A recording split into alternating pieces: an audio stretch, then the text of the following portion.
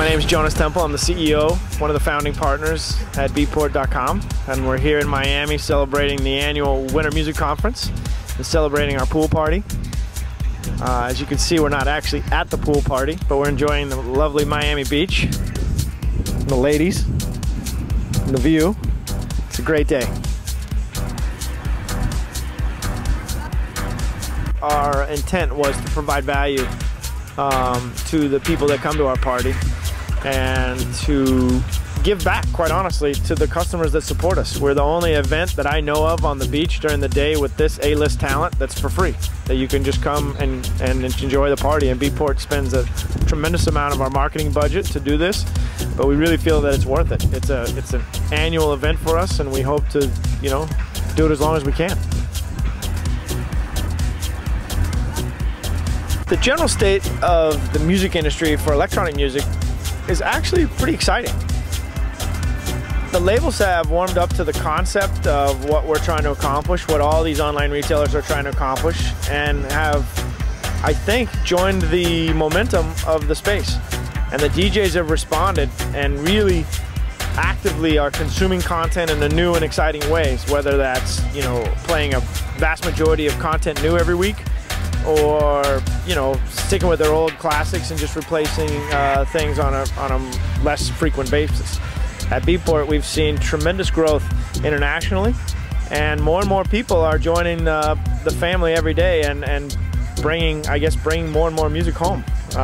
We really see tremendous growth still in the future, and we're very, very excited about what's going on with Beatport. And I guess from Beatport's point of view, that's great. In the industry itself, it continues to be exciting, and we see other retailers growing, and the space and is maturing. People are getting better at what they're doing. More people are specializing, and I think it's all very positive.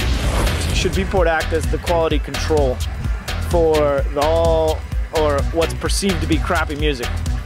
And, to be quite honest, we try. We have slowed down our label signings. We've focused more on quality labels with quality artists.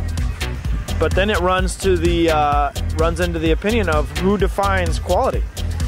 And at Beatport, it's a tough line. And so we try to focus on artists and labels that are promoting themselves aggressively outside of Beatport. And the labels that are successful are the ones that are maintaining their livelihoods and their focus around the quality of their product. So Beatport is, in effect, acting as a filter in our own way. Now, whether or not we can control someone for writing what in everyone's opinion would be a good track versus a bad track is a pretty tough challenge, and I think anybody would agree.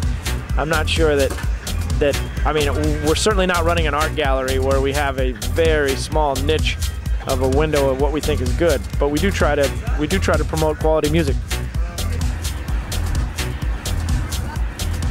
One of the phenomenons that's happened in the last, I'd say, 5 years since Beatport was founded and really the digital space started to mature, was that people's digital libraries have just exploded. And we run into this a lot of times where people just don't think about backing up their content, where they don't think about, I've got 10,000 MP3s now and I have no way to find them all. And so at Beatport, one of our initiatives is to focus on, managing the size of people's libraries. And the advice that we always give is, A, obviously make backups of your content. Try to be really diligent in backing up digital content because it's easy to back up. And number two, come up with a personalized storage strategy and so that you can find the music that you love again. Whether you're using an application like Tractor or Serato or Ableton, where you can digitally store it and organize it, or if you're just using iTunes, just make sure that you have your own system that's easy to follow up on. Myself personally, I buy music on a weekly basis for my DJ gigs, and I tend to store my music by the week, so I have a folder that has the date on it, and then I go into each track and I label it by what I feel the energy of that track is. So if it's a higher energy track, I give it a 9, 8, 7, 6, 5 is my range, and so that when I'm going through that content again, I'll know what kind of energy level that content has.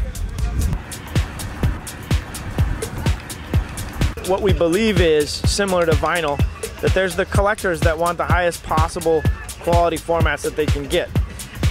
And also with the modernization of nightclub sound systems where they are running basically pure digital signaling, you can get incredible fidelity out of sound systems that you just couldn't get even 5 years ago. And so as the market gets more sophisticated and matured around this technology, Beatport wants to follow the pace as well and make sure that we have the product lines available that match the demands of the modernizing DJ culture. So we will look to have more higher quality files online at some point. It won't happen in 2009, but we're looking into the technology and talking with the labels and the producers on how they want to deliver content. So it's definitely coming. So piracy's real. But Beatport made a policy in the very beginning that we would focus on customers that want to pay for music, that see the value and respect intellectual property. But there's a whole community of people that don't. And unfortunately, there's a lot of countries that don't respect intellectual property or copyright, and it's very hard to control. So if you get outside of the US government influence, it's very hard to monitor copyright and to enforce it. So Beatport does what it can. We get involved, we send takedown notices, we have a legal department that sends notices out literally on a daily basis, and we're very successful with the takedown policy. But the problem is it's very easy to set up you know, sites and services that are designed to exploit the content. And you know, we understand that piracy exists and we understand the value of promoting music for free. But our focus is on retailing and getting people to pay for the content that the artist, you know, makes his living from, the artist and label, quite honestly. We are sensitive to the fact that content doesn't have extremely long shelf lives, and actually it's a problem on the digital landscape. There's this consumption pattern that people have that they want the freshest, most up-to-date content all the time. And I think artists and labels get a little disappointed when their content doesn't continue to sell past basically their expectation. The labels that do it really well, in our opinion, start the process a little before the content gets to Beatport, so they start a promotion strategy. And then they promote it while it's on Beatport, so they use Beatportal. They work with the label managers to try to get a homepage slide or a genre page slide. They get an email support. We have a radio show at Beatport, so we give it support on our radio stations. And then they also turn in charts. So the DJs that submit charts and the labels that do it really well will have like 5 or 6 DJs submit charts where they're charting the tracks. And those things stick around for quite a long time. Once a track gets up in the top 100 at Beatport, it has a tendency to stay there for quite a while because a lot of the newer DJs that aren't as experienced with digging through the site will go to those charts quite frequently to start their purchasing cycle. I think what's very important to know about the people that work at Beatport and the founders of Beatport is that we're a part of the scene, and that I'm a DJ. My partner Brad is a promoter. My other partner Eloy is a DJ and a producer, a hobby producer, and we all really are committed to the success of DJs and the success of producers. And it's really important to us because I think sometimes that message gets lost behind a big company. But we're really a part of it. You know, I'm one of the, unfortunately, one of the best customers Beatport has because I'm such an addict with content. I tend to buy too much, and I really love it. And I really, really love DJing. And I know my partner Brad, if he was sitting here, he would tell you how much he loves promoting and watching great performances from some of the best DJs in the world that get to come to Denver. And we really feel special to be a part of this. And we don't take any of it for granted. I mean, it's a really important part of our life that we connect with people through music, and Beatport has just become an extension of that opportunity. We really appreciate it, so thanks.